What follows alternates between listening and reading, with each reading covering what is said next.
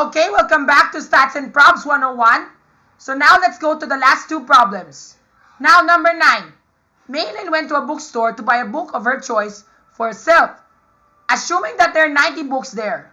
There are 13 fiction stories, 21 contemporary fiction stories. Ano yun? Fiction stories, 15 novels, 7 autobiographies, or specific people, 12 algebra workbooks, 10 myths, 5 tables, and the rest of them are epics. So letter A, find the probability of getting the epics. Ayan. Diba remember, we do not know how many epic books are there. But the clue is, there are 90 books sold, such as there are 13 fiction stories. Alam mo yung mga kwento, diba remember sa mga, sa mga books na, when you go to bookstores, they sell books like fiction stories, contemporary fiction, novels, autobiographies, algebra, myths, fables, and then the rest are epics. So we need to find the probability of getting epics. But we do not know how many epic stories are there. How many epics books are there. So we need to do this. Ganito kasi yun. So going to Microsoft Excel, di ba remember we have 90, di ba? 90 books all in all. So di ba remember yung mga novels, there are 13, di ba? 21. Tama? And then we have fiction stories, 21 contemporary fiction, 15, 15 novels.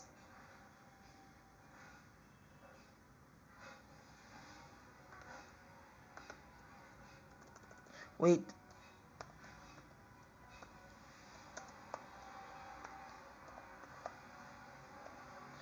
Yan, 15 novels, 7 autobiographies. Ano pa? 12 algebra, 10 myths, 5 fables, and then the rest of them are epics. So we need to do this formula. We need to do this. Minus the sum of everything. Okay? So how many is that? 7. Now, if we were to sum, do you think we will still get it? Let's use the if condition. So, if this one equals the sum of everything from here to here,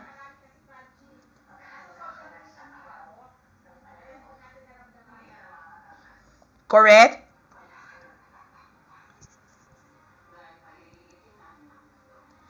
If correct or false, try again. Did we get it right? Correct. So that's 90. So that is correct. So therefore, there are 7 epics. So solution dyan, how many epics are there? That's 7 epics. So 7 divided by 90. Diba? And we're supposed to get this answer, diba?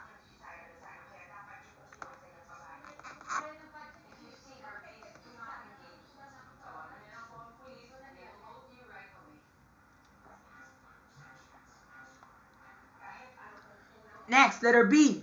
Di ba remember sa ano yun? So yan, there are 7 epics sold. Next, number 2. Buying other books rather than fiction stories. Ayan, alam nyo ba dito yung mga fiction stories? There are 2, di ba? Fiction and contemporary fiction. So those are both the fiction stories. So we need to subtract the 13 plus 21 equals 34. So therefore, that's supposed to be, ano yun? We need to get the others. So therefore, the answer should be this. This is supposed to be your answer, okay? The answer is the sum of this guy. No. Divide by 90. Diba? And we're supposed to get this answer, diba? Yes. That's 62.2%.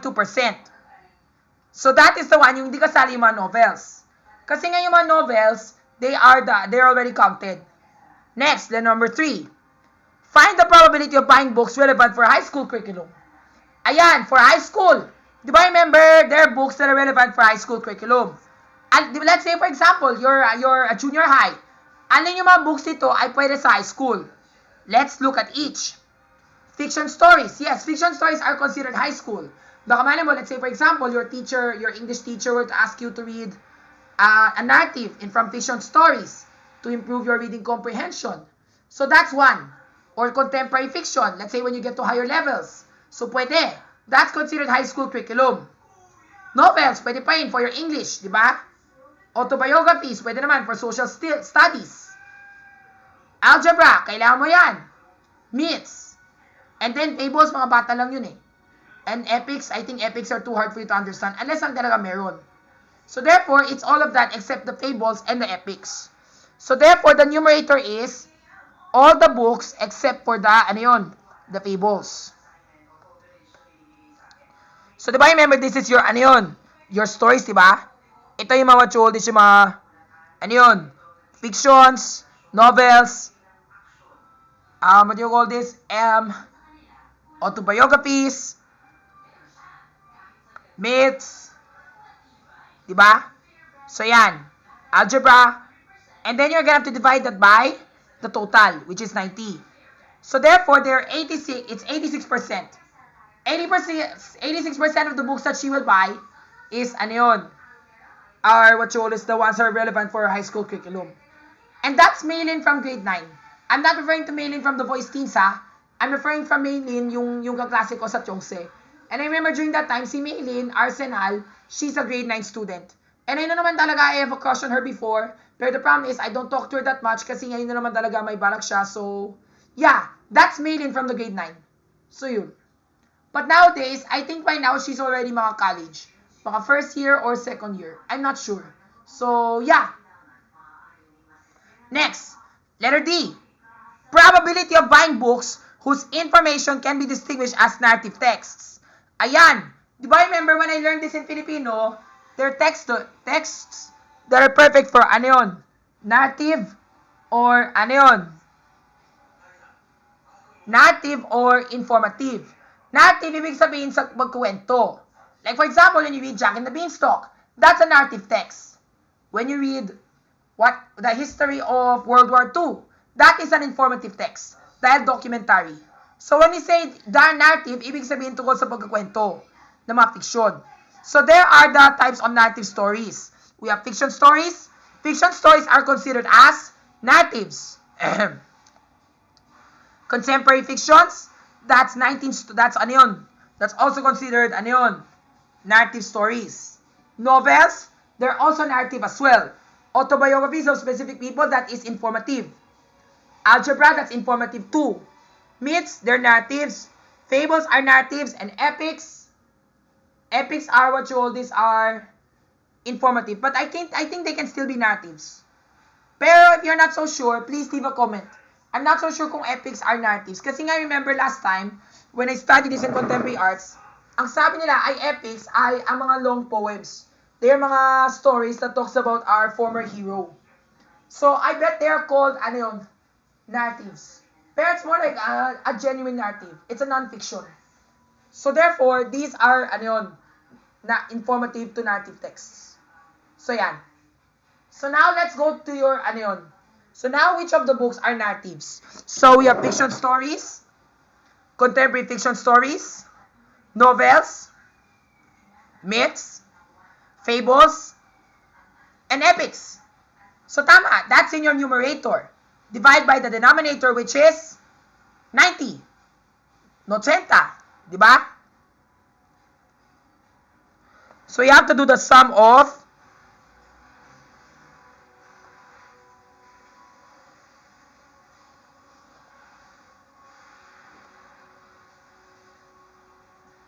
yan, diba? And then all divide by 90. Did we get the answer right? Now let's say we were to do this. Sum of this one, comma,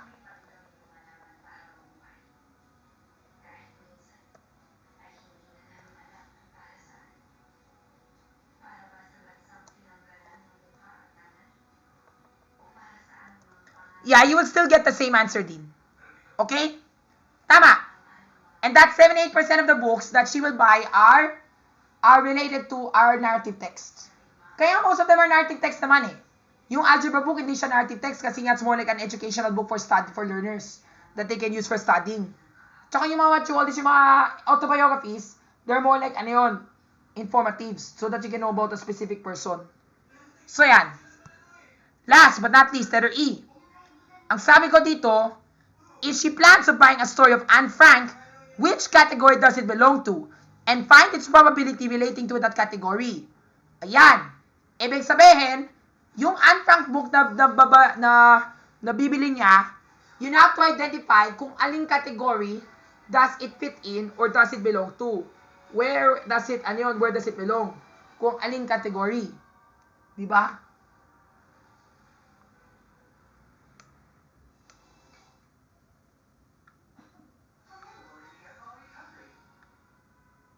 Oh. So, yan. And we know that Anne Frank is an example of an autobiography. So, that's an autobiography. And find its probability relating to that category. Ibig sabihin, if you stick with that category. Let's say, for example, si Maylin, kailangan niya ang focus niya ay more on autobiographies. So, what is the probability that among all the autobiographies that are being sold in that bookstore, find the probability that she will get the Anne Frank book. And that's 1. So, there's 1 Anne Frank book there. So, one of these autobiographies consists of Anne Frank. So, therefore, 1, which is the favorable outcome in the numerator, and then the denominator, which is 7, because that is, the autobiography. Because Anne Frank is an example of an autobiography. Alam mo ba yung kwento ng diary ni Anne Frank, di ba? Yung nawala siya, and then she migrated into the attic, and then by the time she came down, she died already. Yun ang kwento ni Anne Frank. It's a very, very sad story. Although in the first day, she had a happy life, but then as the time passes by during her teenage years, she does not feel comfortable. So, yun ang example ng autobiography. Okay? And that's your answer. Now, of the decimal answers that you see here, we're gonna convert that into percentage. So, you click the percent again, and you see it's already in percent. Then, click this. Increase decimal. Yan. Okay, we're good to go. Last but not least, let's do number 10. Last example for basic probability. Are you ready? Let's go! Last but not least, my dad went to a car shop and he sees the following cars. So, here are the cars kung alin yung nakita niya. Mga Hyundai Starex cars. Ayan, alam mo ba yung Starex? Yung yung malaking van? Malaking van. And then, what are the colors being available? Black, beige, and white. Tama? Those are the colors, di ba? And then yung Fortuner cars, alin yung mga colors dito? Silver, beige, black, and blue. Wow! Ganda yung mga kulay. And Nissan Patrol cars. Alam mo ba yung Nissan Patrol? They're just like Pajero. And the colors are black, gray, white, and green. And then yung Mazda, ang Mazda cars. Red, black, maroon, white, and silver. And then the Lamborghini cars, the most expensive and the most fashionable types of car. They're red and white. So yan. Now, let's see how many cars are there. So you have a black Hyundai, beige Starex, white, so 3. 1, 2, 3, 4. So this is 3.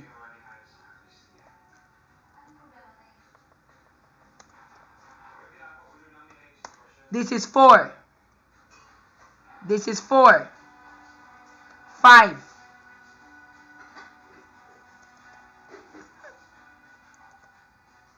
Stop. And then this is 2. Now all we have to do is to sum everything up. So you put the sum of this one. Sum of 3 plus 4 plus 4 plus 5 plus 2. We should get 18. So there are 18 different cars for my dad to choose from in the shop. Now let's answer the following questions. By the way, I think let's set this all to percent para sure na yan, it's already adjusted, that's already in percent. Okay? So percentage, move the decimal place 2 places to the left. So yan, let's do this.